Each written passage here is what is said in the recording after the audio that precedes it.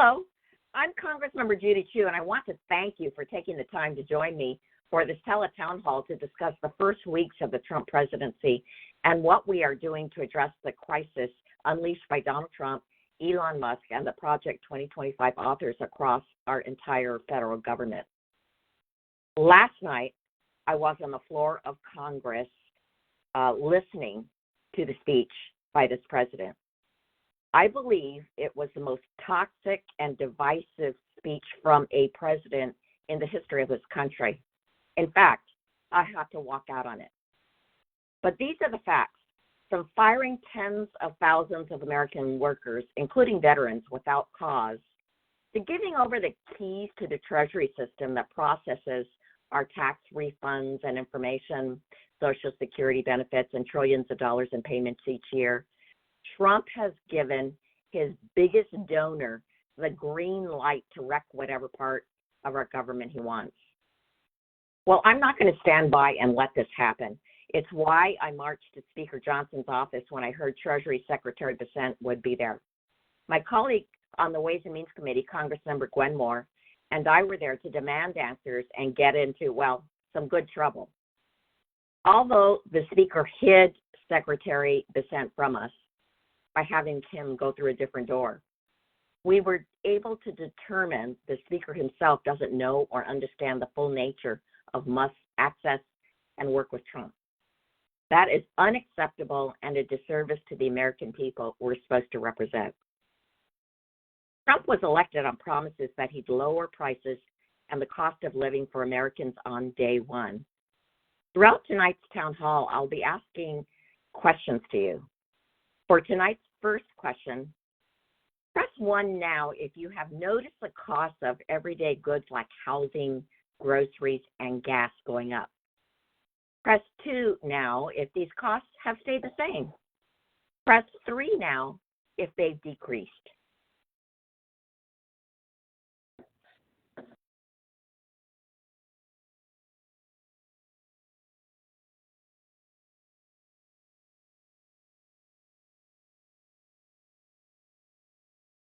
Congresswoman, looks like we have some results.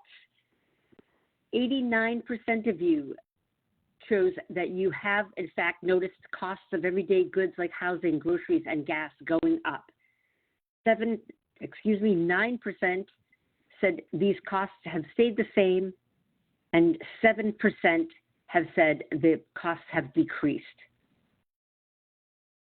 Well, these results are quite striking.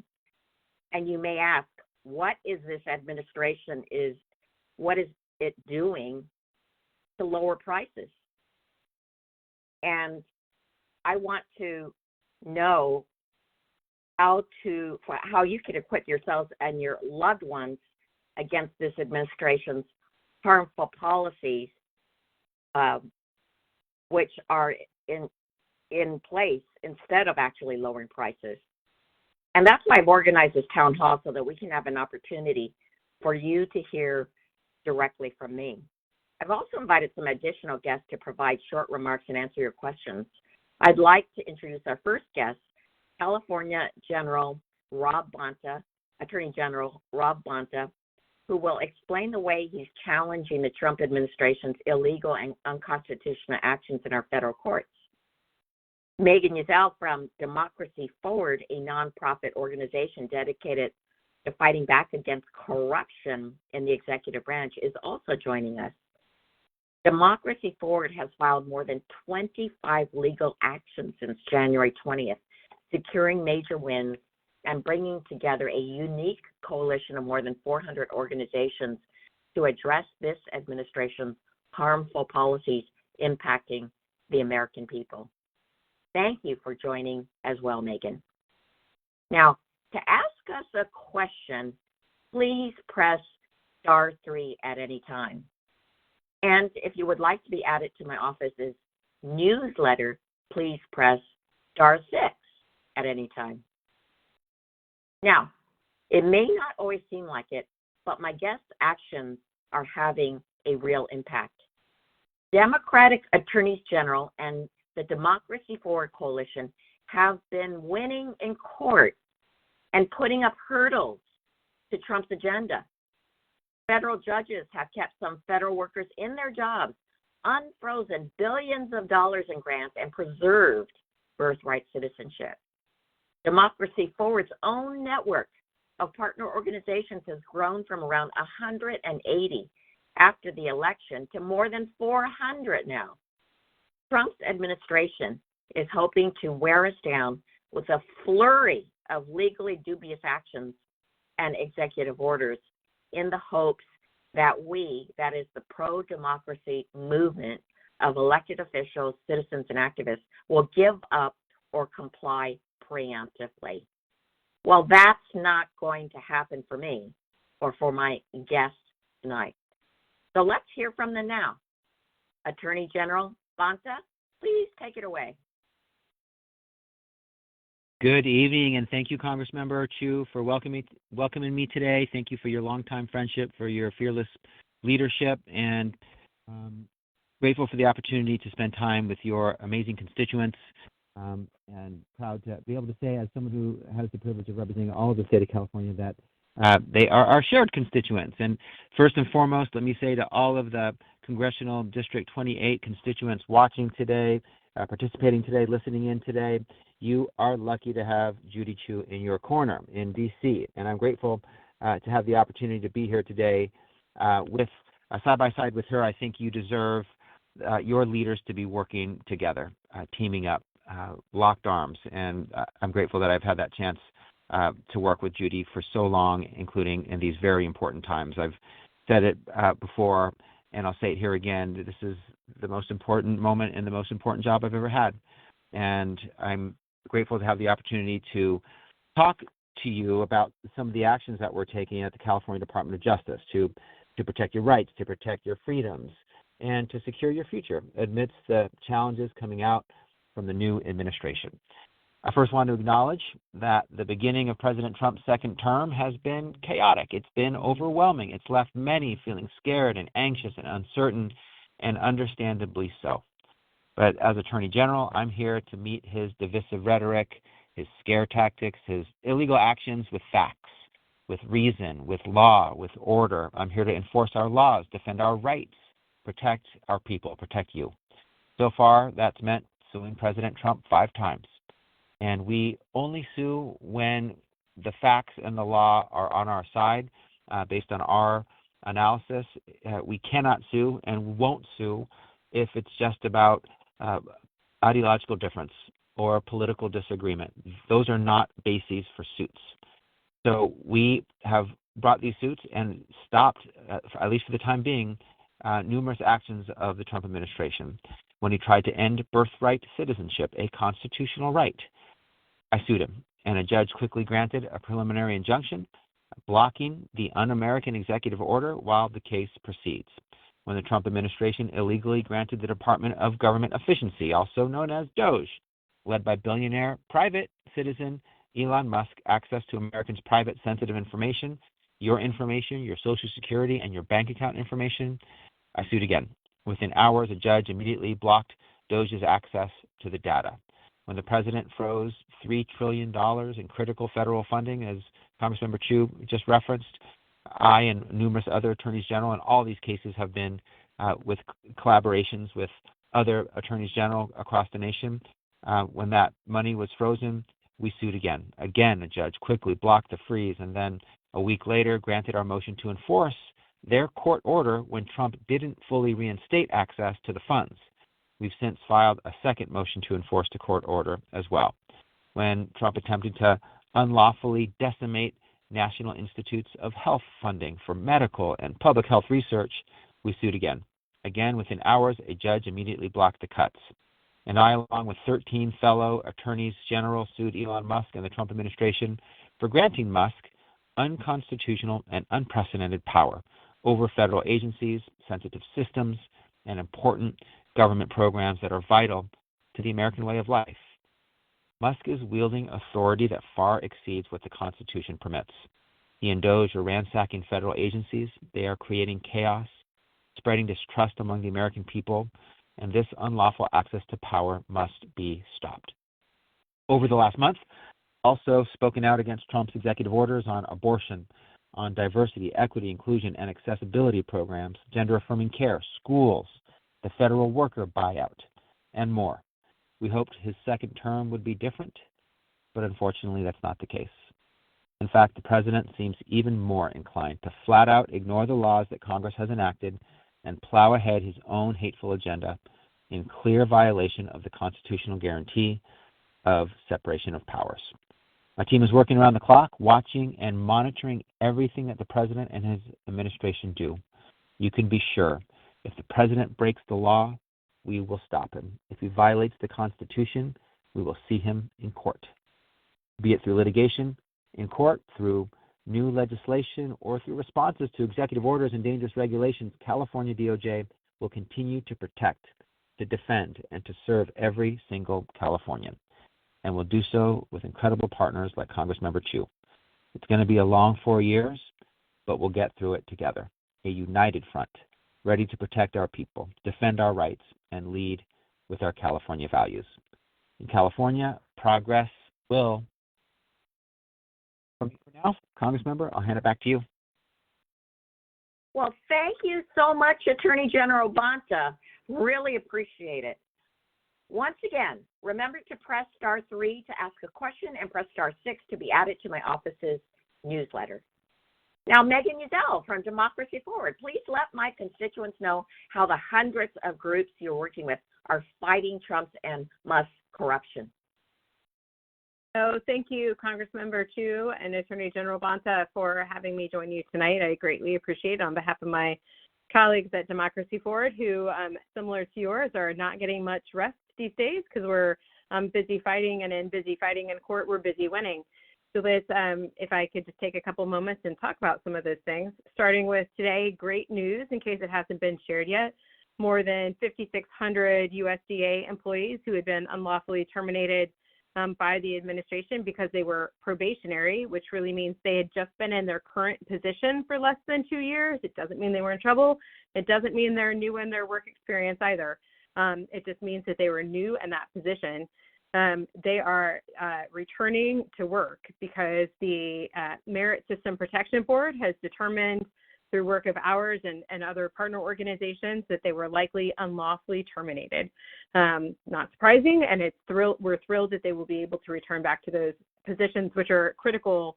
You know, California is home to the second most number of federal employees, so it's an issue we are very much watching.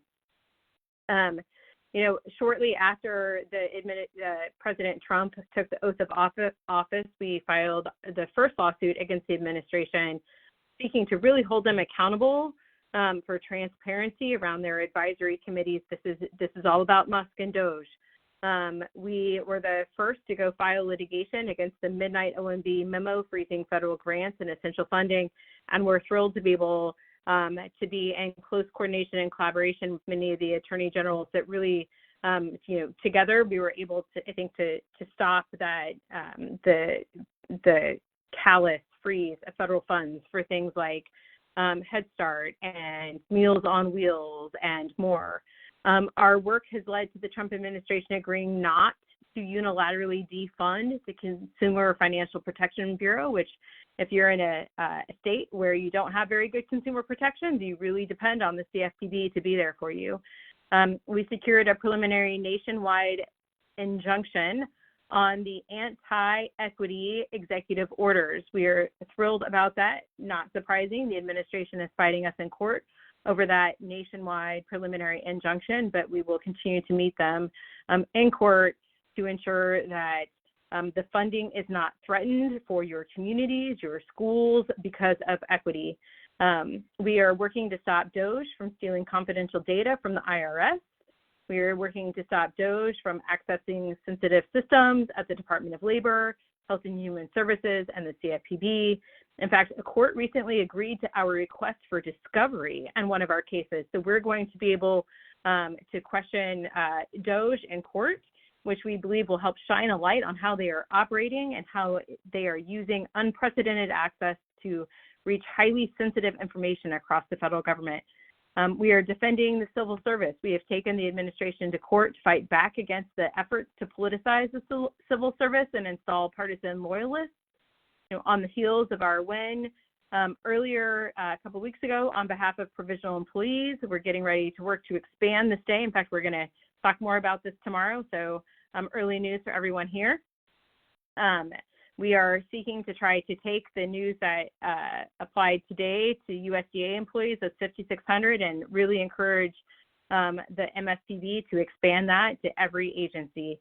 In addition to this, the Congress member talked about our Democracy 2025 network. This is more than 400 partner organizations, more than 1,300 individuals, policy experts, advocates, lawyers, litigators who are helping develop and coordinate on challenges and responses to harmful anti-democratic actions across the country. Democracy Forward is leading Civil Service Strong. This is our effort, again, to bring together partner organizations across the country in defense of those that are working to help our communities and take an oath to the Constitution, not an oath to party loyalists. And we are maintaining what we call an Executive Order Legal Response Center. Check us out at democracy2025.org if you want to follow along on what the administration is doing and, importantly, what the responses are and how you can participate. And I will stop there, Congressmember. I'm happy to answer any questions that your constituents may have about the work underway. Thank you, Megan, and I'm so glad to hear about that USDA decision. Well, I know that so many of you on this call are alarmed by the Trump administration's first few weeks back in power. I am too, and I want you to know that I'm with you, and I will continue to do everything in my power to fight back in Congress. Democracy is not a spectator sport, and I'm grateful for you joining us tonight. And now, let's start fielding questions. Remember, you can press *3 at any time to submit your question. Now, moderator, please begin to bring in callers for today's discussion. Yes, ma'am. Your first question comes from Emily. Emily submitted the question via Instagram, and Emily asks, what are you doing to protect our community elders from illegal ICE searches? Well, the recent ICE activity all throughout Los Angeles County and throughout the nation is being threatened, and the threat of it is sending fear throughout. Now, there was recent ICE activity in Alhambra, and that, of course, sent fear throughout our community. But thanks to the quick action of local activists, ICE was thwarted. They tracked ICE, and as ICE was knocking on the door of a resident, they said through their bullhorn, you do not have to open the door unless there is a specific warrant that is actually signed, and said that they do not have to respond. And so that stopped this action. So let's be clear. Immigrants belong here, and I encourage everyone, including immigrants, to know their rights. That's why I have a Know Your Rights page on my website that I welcome you or someone you know to explore and to be equipped with that information that you need in case you encounter immigration authorities. I've also recently co-sponsored the Protecting Sensitive Location Act, which would require ICE to restore its longstanding policy before Trump actually prohibited immigration enforcement in locations like places of worship, hospitals, child care centers, and schools, domestic violence shelters, and more. Attorney General Bonta, is there anything you'd like to add? Yeah, thank you. And those are all very important actions, and we are working side by side with everything that you're doing, Congressmember. I do want to just emphasize what the Congressmember said, that California has 11 million immigrants of our less than 40 million population, and immigrants make America great. They make California great. My mother is an immigrant. I was born in another country and brought here as a young boy when my parents were fleeing a dictator, and and martial law and wanted opportunity and a better life for me. And a critical part of our current efforts are making sure, as the Congress member referenced, that immigrants know their rights. There are strong rights and protections in place. They must be honored. It's important to know them so that the rights are followed and that they're honored and protected and uplifted. We have had Know Your Rights roundtables all across the state to work with leaders in the immigrant advocacy space to make sure that we are getting the guidance that we provided out to the folks who need it from trusted messengers. We've talked about the workplace rules, the rules that California has in place regarding providing ICE only access to public areas of the workplace, but to non-public places on work sites, ICE needs a judicial warrant, and making that clear what the rule is and what the law requires.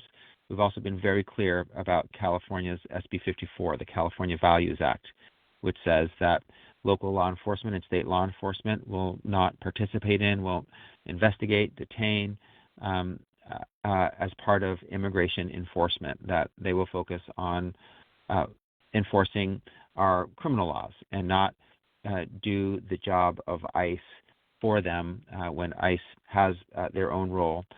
We won't be conscripted or commandeered, forced, required by the federal government to participate in civil immigration enforcement, which is what it is. So knowing your rights is super important. California has a strong set of protections which are critical, and we have continued to be very vocal about what those requirements are, the prohibitions are, the rights and the protections that are in place, and emphasizing those has been very important to make sure that as many protections are in place as possible. Thanks. And to be specific about where my Know Your Rights page is, it's at my website, chew.house.gov/immigration rights. Well, thank you, Attorney General Rob Bonta. I know you have a stop at 9:15 p.m. and that you have another event to go to, so we will let you go, but I want to express my tremendous gratitude to you for being on this call. Thank you, Congressmember Chu, and thank you, Megan. I'm grateful to work side by side with both of you and to be with your and my incredible constituents tonight. And to all of our shared constituents, I just want to say thank you for being here tonight. Thank you for being engaged and active. That is what makes our democracy strong and robust. The enemy to democracy is not a specific person or party, though there are one of each that are threatening our democracy right now. The enemy of democracy is apathy, and the answer and antidote is engagement, participation, and activism. So stay active, stay engaged, stay focused, don't tune out. Tell the truth and seek the truth. Call out misinformation and disinformation. Stand up for your principles and your values. Don't accept the unacceptable. Don't normalize what is very abnormal. And keep fighting. The most potent power there is people power. Thanks again for having me. Thank you again. Okay. Well, yes. Second question. Are you ready? Okay. We've got Caroline from Pasadena. Caroline, you are live on the call with the Congresswoman. Please go ahead and ask your question, Caroline. Hi. I appreciate the town hall. Thank you for hosting. And I just wanted to ask about legislative tools that you're using. Democrats are saying they're doing everything they can to resist Trump and Musk and the Republican agenda, but we are watching in the Senate, for example, that Trump's nominees are passing through committee. They're getting out of committee with Democratic votes. And so they're ending up getting, that's the one thing in leverage that Congress has right now. They could basically grind the Senate to a halt legislatively. And I'm wondering what you're doing to put pressure on your colleagues there and trying to do, what are you doing similarly in the House to pressure and to stop business as usual until this illegality that we're seeing running rampant is, halted? Well, thank you for that. Well, one thing we have control over is indeed the House, and we are using every tool possible. But our mantra is legislate, litigate, activate. And on legislation, we have all kinds of pieces of legislation, including the Taxpayer Data Protection Act to prevent unauthorized individuals from accessing the Treasury's payment system and Americans' confidential system. And the reason that we focus on that is that's the thing that bothers Americans the most, as well it should, because taxpayers' information, it should be the most secure.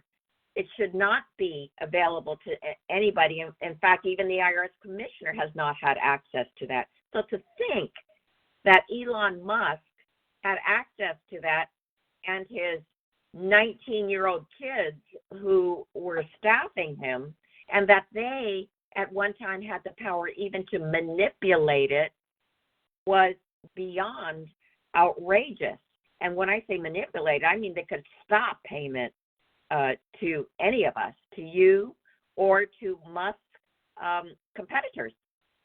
So this bothers many. It actually bothers Republicans too, we know, but they're not doing anything about it. So we put this bill out to get every Democrat on it, and because the margins between Republicans and Democrats in the House are so slim, we are daring 3 Republicans to co-sponsor it.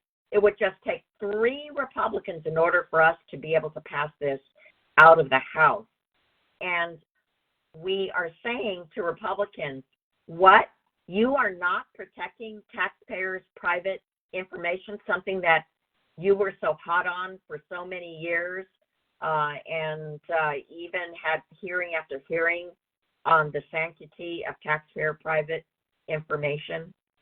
So that's just one example, but we have all kinds of other examples, like I'm a co-sponsor of the Ending Doge Conflicts Act to address Elon Musk's financial conflicts of interest, and I have a veteran. I'm co-sponsoring a Veteran Retention and Reporting Act to reinstate any veteran that was removed from employment without cause. And then there's litigation. You heard plenty from Attorney General Bonta and Megan on the many pieces of legislation, litigation that they are undertaking. And we actually have in the House a rapid response litigation task force. So we in Congress do not have standing to be able to do a lawsuit ourselves. So we work with the outside groups to be able to get that undertaken. And as a result, there are over 100 lawsuits stopping these actions from taking place. And as you heard from our 2 guests, they've been very successful. And finally, there's Activate. We need the activation of all the people from around the country to do everything from hold rallies and tell their stories. In fact, we have a site on our website, or we're going to have a website for you to tell your story, because we want to be able to say them to the public. We are also telling people to hold the Republicans responsible.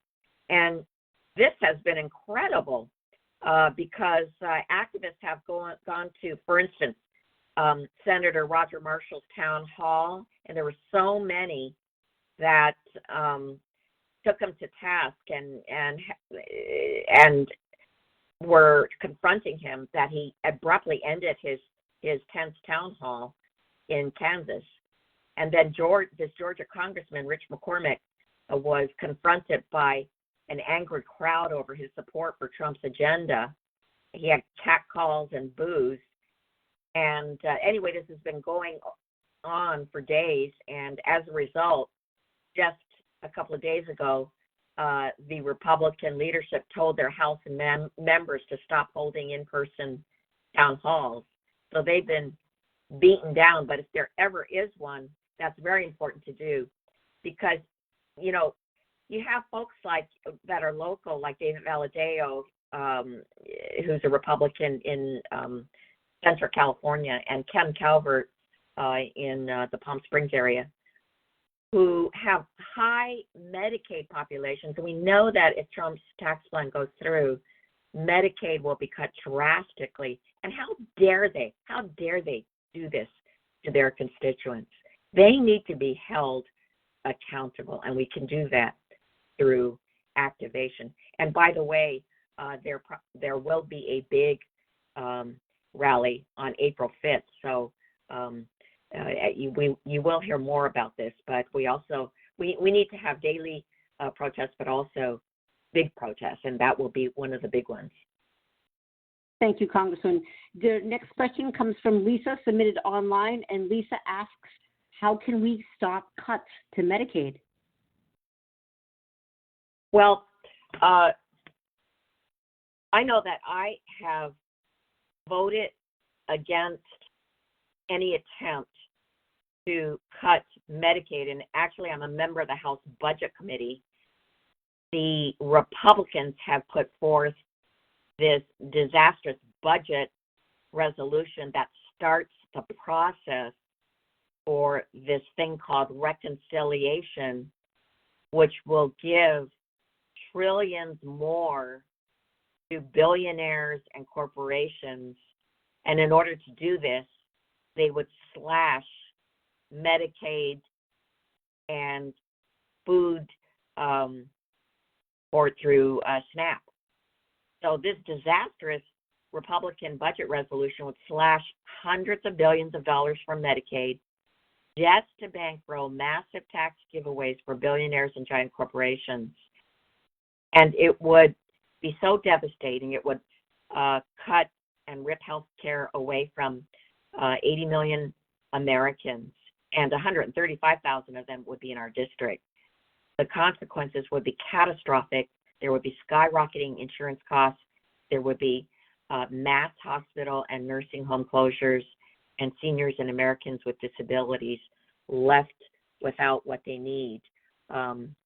It's just plain cruelty. But our greatest tools in stopping these cuts to Medicaid and other health programs are your stories about how expanded healthcare just changed your lives. Just yesterday, a retired nurse, Tamara, from our district called my office. She has a neurological disability and relies on essential services like Medicare and SNAP to survive. Republican cuts to these programs will devastate her. And so we are going to tell her story in our speeches, but Republicans need to hear these stories. And we remember, we only need 3 of them to join us before we can stop these policies. So we have to put the pressure on them. I mean, I named for you 2, Ken Calvert and David Valadao. So we need to make sure that that there is more and more pressure. In fact, I know that Republicans feel a lot of pressure on this issue, so we need to put the heat up. Now, President Trump and Republicans have tried for more than 10 years to repeal or undermine the Affordable Care Act and cut Medicaid. I know that they've always had this in their target, but I know that it is the overwhelming support of the American people that have stopped this. I know that because of what happened with the ACA when Trump tried to kill it. I know I had to vote over 70 times in the past decade against these efforts, but the people spoke up. They called the Congress so many times that it actually killed the switchboard. I specifically remember when so many people in wheelchairs came to the Senate and closed it down, basically. Anyway, all of that resulted in Republicans giving up on trying to take away the ACA, and we need to do that for Medicaid. Thank you, ma'am. Our next caller is Lena from Pasadena. Lena, you are live on the call with the Congresswoman. Please go ahead and ask your question.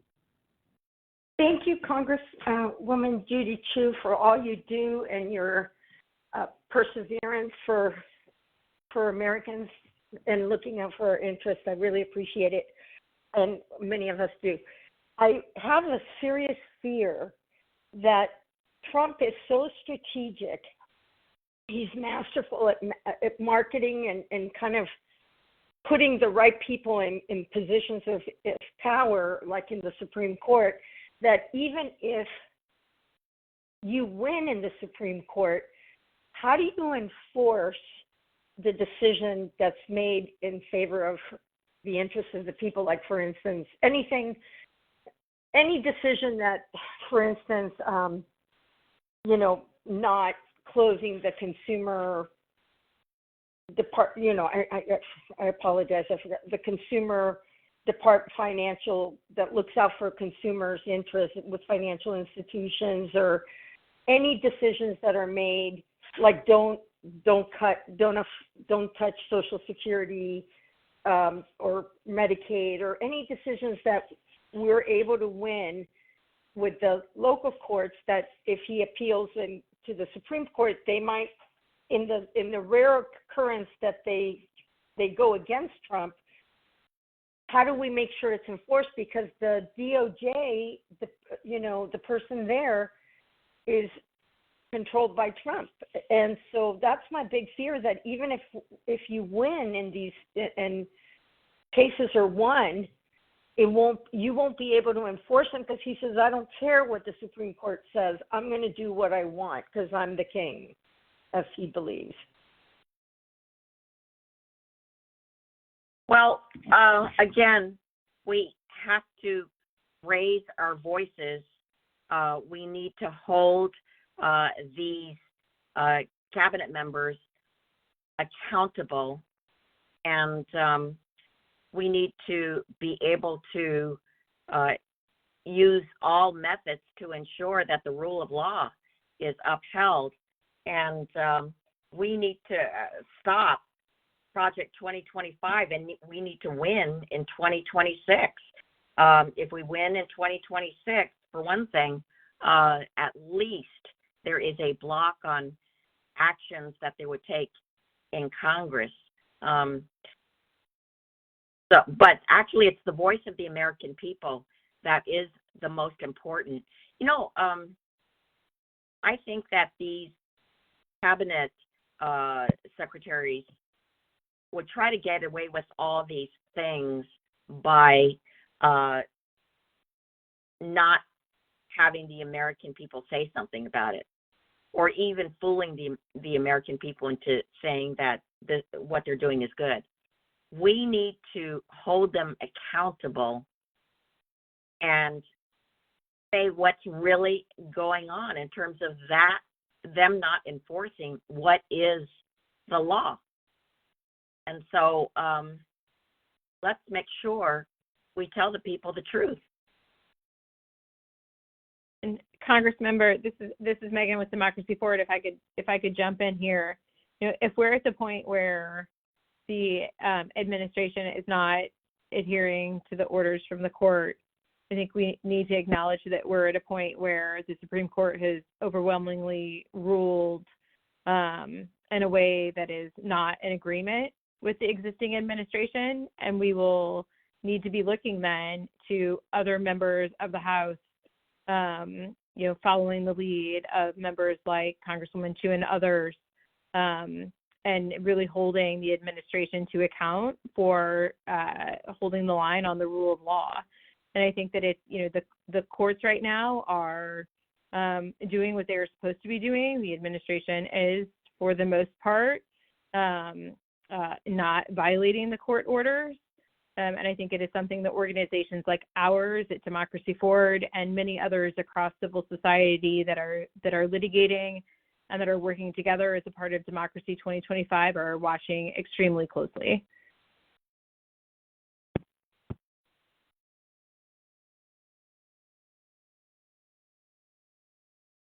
Are we ready to take our next question? We have Lana from Yes. South Pasadena. Lana, you are live on the call with the Congresswoman. Please go ahead and ask your question.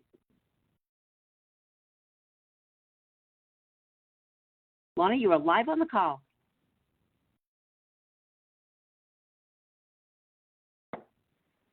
Congresswoman, I'm going to ask the question on behalf of Lana. Her question is, what is Congress doing to protect Social Security, both from the immediate problem and in the long term? Well, every week I hear from constituents about how Social Security is their lifeline. Retired Americans have worked their whole lives and paid into Social Security, and they deserve to know that it will be protected. Despite Social Security's near century-long success story, Republicans have for years been gunning to weaken Social Security, slash benefits, and move towards privatizing the program. Now, Elon Musk, the richest man in the world, has called Social Security a Ponzi scheme, and now he's trying to take an axe to the program.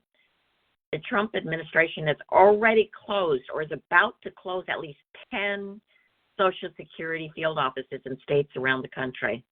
And Trump soon plans to fire 1 out of every 8 employees that works at the Social Security Administration. These actions are a backdoor cut to Social Security.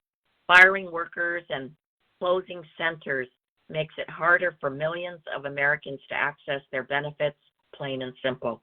It creates longer backlogs, delayed payments, and worse customer service. That's why I signed a letter urging the administration to halt these harmful actions, and I co-sponsored a bill, the Keeping Our Field Offices Open Act, which would prohibit Trump from closing any Social Security field or hearing office for the rest of his administration. And then there's been all those reports that I talked about of DOJ having access to private Social Security data, and that is the Department of Government Efficiency that Musk has been running. I signed a letter demanding answers on this, but we still don't know who has access to what data and why. And that's why I co-sponsored the Beneficiary Data Protection Act, which would stop DOJ and political appointees from accessing sensitive data systems at Social Security and strengthen oversight and civil penalties for any illegal privacy and disclosure violations of Social Security beneficiaries' personal information. So, again, my Republican colleagues in Congress haven't done a thing to push back against all these harmful actions, and we have to hold them accountable. Democrats certainly are not going to let these attacks stand. Our commitment is to protecting Social Security is ironclad, and in fact, under President Biden, Democrats ushered in the first benefit increase in years for many beneficiaries with the Social Security Fairness Act. And we will continue to defend Social Security with everything we have, not just now, but in the long run. And also, that's why I co-sponsored the Social Security Expansion Act to extend the solvency of the Social Security Trust Fund by 75 years by making the richest households pay their fair share and expand Social Security benefits across the board by about $2,400 per year. Thank you, Congresswoman. Our next caller is Benny from Alhambra. Benny, you are live on the call with the Congresswoman. Please go ahead and ask your question. Hi. I am of the opinion that our national parks and public lands are, frankly, the greatest thing about America. And recently, the Trump administration put out an emergency order for 280 million acres of public forests for logging. And in another move, the Trump administration undercut the Park Service, has been firing national parks workers, and plans to cancel a large number of leases on public lands, which will shutter 34 offices across the country that function as visitor centers, law enforcement offices, museums, and hubs for critical park services. And these lease cancellations will likely result in permanently closed visitor centers, millions of artifacts without climate-controlled homes, and critical facility resources, housing, emergency, search and rescue, and law enforcement all gone. So I'm wondering, what are you doing and the rest of the Democrats in the House and Senate doing to save our public lands and our national parks and forests? Thank you. Thank you for having me. Yeah. Thank you so much for that.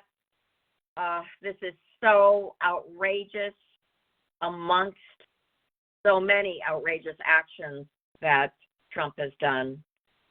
And I feel so passionately about it because, of course, we have our beautiful San Gabriel Mountains National Monument, which I worked so hard for right here in our backyard.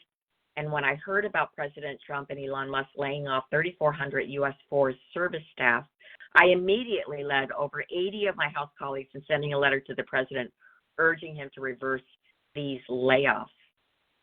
The loss of skilled employees, many of whom possess specialized training in modern wildfire prevention techniques, would have lasting effects on the U.S. Forest Service ability to respond to the growing threat of wildfires, which is so important as our communities recover and rebuild from the devastating Eaton fire.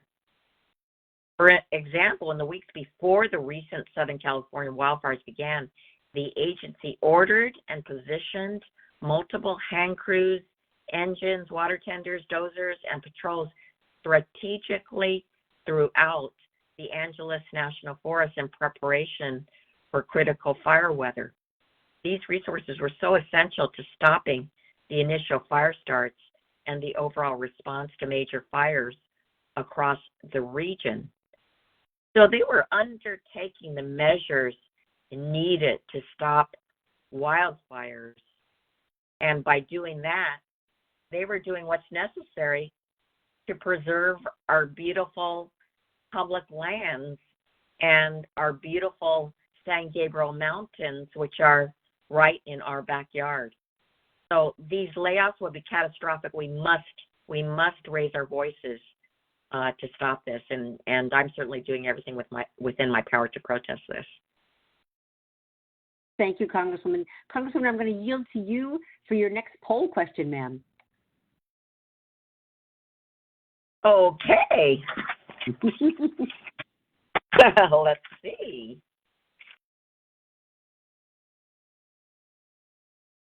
For our next poll question, House Republicans passed a reverse Robin Hood budget last week.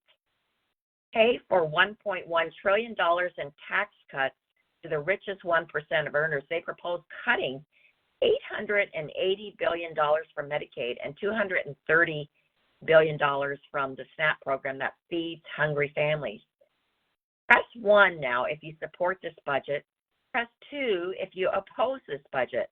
Press 3 if you need more information. Thank you, ma'am. While we wait for those results to tally, let's take a call from Mary of San Gabriel. Mary, you are live on the call with the Congresswoman. Please go ahead and ask your question, Mary. Hello. Thank you so much for Representative Chu for holding this town hall. I think it's extremely important. My question is in regards to, there's so many questions I've been posting on your Instagram. But my question is in regards to what do you believe the immediate effects of the tariffs will be on Californians? We do live in the most expensive state, and I do have issues with Governor Newsom living in a $9.1 million home that was bought with an LLC, but we can table that for a different discussion. But anyways, what do you think the immediate effects will be for us in California especially? Well, thanks for that question, because just yesterday, Trump placed a 25% tariff on imports from Canada and Mexico immediately increasing the prices consumers pay for things like fuel, groceries, car and car parts, and construction materials. So if you listen to his address to Congress last night, you heard that he is in denial about this reality. Of course, it's the American consumers that will pay, but he doesn't care about the impact on working Americans and is completely committed to pushing forward with these tariffs. And the crazy and horrible thing is that he promised to bring down prices on day one of his presidency, but he was lying. The prices for necessities like housing and groceries have only been rising since his inauguration. And this nonsensical trade war is only going to compound the problem. And in fact, the Budget Lab, a research group, estimates this will raise prices by $1,250 per family. Even the conservative Wall Street Journal editorial board called it the dumbest trade war in history. And Canada and Mexico have already announced retaliatory tariffs, which are going to hurt American workers. Canada and Mexico are the top two markets for American exports. So not only are prices going up for consumers, but we're going to see major job losses for American farmers and manufacturers. So I'm a member of the Ways and Means Committee, which has jurisdiction over trade. So I am co-sponsoring the Stop Tariff Abuse Act, which would strip Trump of the authority to impose these tariffs unilaterally. Thank you, Congresswoman. I just want to share the results of the poll, as the Congresswoman just asked. The question was, House Republicans passed a reverse Robin Hood budget last week to pay for $1.1 trillion in tax cuts to the richest 1% of earners. They have proposed cutting $880 billion from Medicaid and $230 billion from the SNAP program that feeds hungry families. We asked you if you supported the budget. 7% of you said that you support the budget. 66% of you said you oppose the budget, and 26% need more information. Congresswoman, our next caller is Carol of Pasadena. Carol, you're live on the call with the Congresswoman. Please go ahead and ask your question, Carol. Hi, Congresswoman Chu. First and foremost, I just wanted to thank you for your service to your constituents. My question here is, it's in regards to the lawsuits that have been filed by the Attorney General team in response to the executive orders of the Trump administration. What is the timeline that we can expect to get, some kind of information on when, some kind of resolution? I mean, these court cases, they can go well over, the entire term of the Trump administration. And if and when it makes it to the Supreme Court, and I think a previous caller had mentioned, this is the second part of my question, determining what is constitutional and unconstitutional has been somewhat skewed. There is a fear, I think, with the public that a lot of these, though we all might agree on what the right response would be, might, turn out to be something that's really, that would negatively impact the American people. So what is the timeline, and how do we anticipate putting more pressure on the court system to do what's right? Well, thank you, Carol. Now, Attorney General Rabonta left, but Megan, can you talk about this? Sure. You're right. That's a really great question, Carol. You're absolutely right. Sometimes lawsuits and litigation can sure feel like it's taking a long time, and working in an organization full of litigators, I feel that a lot. But I will say we have seen in the midst of the 90-plus legal actions that have been filed challenging the more than 35 executive orders of this administration and other actions they've taken, we have seen the courts engage to slow or stop them rather quickly. I know from the perspective of our organization alone, we have seen the court step in and slow or stop the administration's unlawful actions more than 15 times. These include stopping nationwide the birthright citizenship action, stopping nationwide the anti-equity executive orders. There were 2 of them that have been blocked nationwide. We saw the court step in more than 3 times, at least in the litigation we brought, and at least twice in the litigation brought by the attorney generals. The court stepped in to stop, that's roughly 5 times, the attacks on essential funding. For Democracy Forward, the courts last week stepped in and blocked ICE from engaging in immigration enforcement actions in certain houses of worship.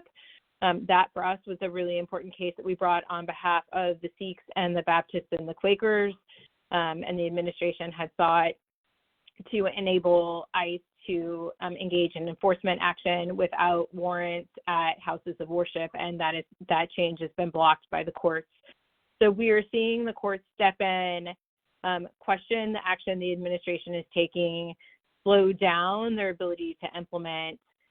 We've seen, we're going to be able to take discovery against DOJ. So, it is not, the courts are the front line right now for democracy. We are seeing them really question the actions. It is not, it's not the answer to everything, and we're grateful for members like Congressmember Chu and others that are also questioning and holding the administration accountable. I should say there's a couple of other things that we're doing that I think are pretty important, and I'd flag those.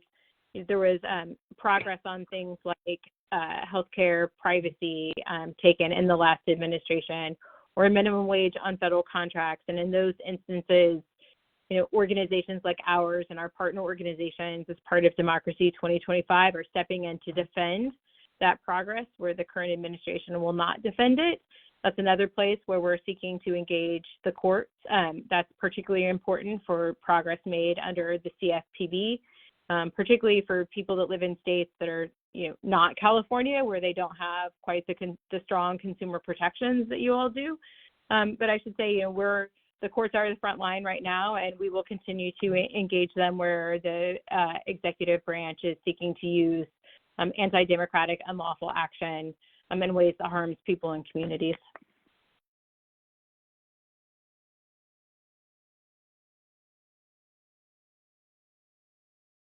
Thank you. Yes, ma'am. Our next question comes from Paul, and Paul is from Cucamonga. Paul, you are live on the call with the Congresswoman. Please go ahead and ask your question, Paul. Hi, yes, I'm Paul from Rancho Cucamonga, and my wife and I were the parents of 2 sons that are in the Cal State system, Cal Poly and Cal State Fullerton, and we want to know, what can be done to fight against the Trump tax plan in the federal cuts, and will it affect the FAFSA financial aid system? Do we need to prepare? What do you say on these things, please? Thank you. Well, the thing that really concerns me is Trump's plan to completely dismantle the U.S. Department of Education, which administers the FAFSA form and all our student loan programs, which help our constituents afford higher education.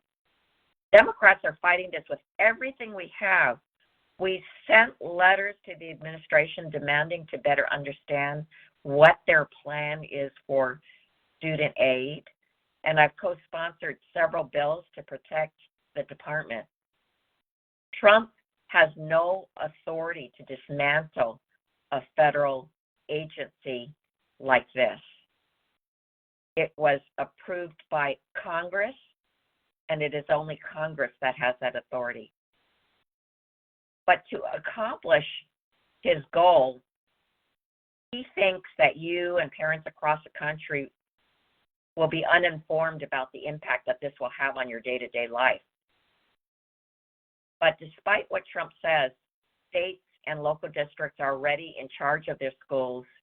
And what Trump is not saying is that the education department funding helps states ensure that all kids have access to an education. Well, anyway, less federal funding means states will have to either make up the difference or make drastic cuts to services. And 26 million kids across every school district, rural, urban, and suburban, will lose access to this critical funding that supports them and helps them succeed. 12 million kids would lose access to training and pathways to well-paying jobs through apprenticeship programs in traditional trades or STEM careers. 10 million graduating high school seniors will have fewer opportunities to pursue higher education through 2- and 4-year colleges due to a lack of affordability. And 7.5 million students, and that's 15% of students across the country, will receive services like reading or speech, who receive these kind of services like reading or speech support or need disabilities access, would lose those services that allow them to get ahead. And so this is very critical. It's very critical to stop these types of funding cuts to our education system. And this dismantling of the Department of Education is very, very serious. Thank you, Congresswoman. Our next caller is Michael from Pasadena. Michael, you're live on the call with the Congresswoman. Please go ahead. Yes, good evening. As I'm talking to you, I'm driving from where my house was in Pasadena to a homeless shelter in South LA. I'm displaced. My 3 kids, 5, 15, and 17, are spread out across 3 different homes across California. I'm 48 years old. I've been paying taxes in this state since I'm 11. That means 37 years I've been paying taxes in our state of California. My question is very straightforward. All of this discussion about cutting jobs, efficiencies, as a California resident, as a former Santa Clara County resident who's been in LA County for a year, who's lost his home, I'm trying to understand how it's possible that not a single job's been created in the Pasadena-Altadena area to help the over 60,000 people who are homeless from the fire. I have not received a single penny from federal, state, or county. And I'd like to understand, instead of cutting jobs, can we create some jobs and help people like me who've been paying taxes, ma'am, since I'm 11 years old? What would you like to say about that, please? Well, I am so sorry for what you are going through ever since January 7th and the wildfires. I have been trying to help our devastated communities of Altadena and Pasadena, and I truly hope that you have gone to the Disaster Recovery Center in Altadena on Woodbury Avenue, and that you have signed up for FEMA, the SBA Disaster Recovery Program, as well as and by the way, that deadline is March 10th, and then the debris removal program by the U.S. Army Corps of Engineers, that deadline is March 31st. So we want to make sure you get the help that you need, and in fact, I'm pushing for a disaster recovery bill so that everybody can get the help they need to rebuild. And that's all of what we're going through in our area is what alarms me even more about Elon Musk and the Trump administration executing a mass layoff of hundreds of federal employees at FEMA. This will harm ongoing recovery efforts. Now, I have been promised that our area will continue to get the FEMA individual assistance that it needs. But I tell you, FEMA came immediately to our area, and if there's a disaster somewhere else and these federal employees are gone and fired, then other areas will not be able to get the help that they need.